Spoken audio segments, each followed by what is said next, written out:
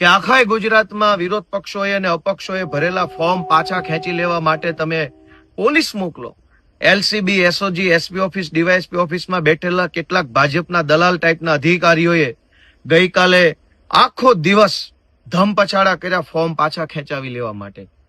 હજારો video viral થયા, હજારો અલગ અલગ જિલ્લામાંથી હજારો વિડીયો વાયરલ થયા, જેમાં લોકોએ નરી આંખે જોયું કે આ ભાજપના માણસો અને કેટલાક પોલીસ વાળા ભેગા મળી લોકશાહીનું ખૂન કરી રહ્યા છે.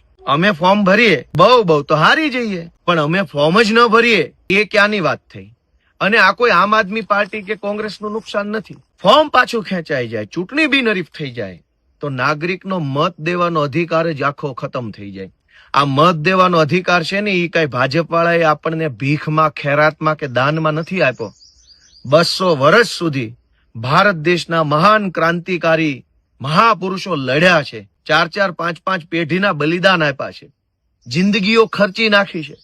ત્યારે ભારત આઝાદ થયું ને આઝાદ થયા પછી બાબા સાહેબ આંબેડકરે 2 વર્ષ સુધી બંધારણ લખ્યું. 2 વર્ષ ને 11 મહિના, પોણા 3 વર્ષ. 200 વર્ષ આઝાદી માટે, 3 વર્ષ બંધારણ લખવા માટે, અને એના પછી આ બટન દબાવવાનો અધિકાર મળ્યો છે. આ કોઈએ ભીખમાં આપેલું મામૂલી વસ્તુ નથી. પણ ભાજપ પોલીસના દમ ઉપર ગુંડાઓ સાથે રાખી, ધાક ધમકી કરી, પૈસાની ઓફરો મારી 200 વર્ષના સંઘર્ષથી મળેલો મત છીનવી લેવા માંગે છે.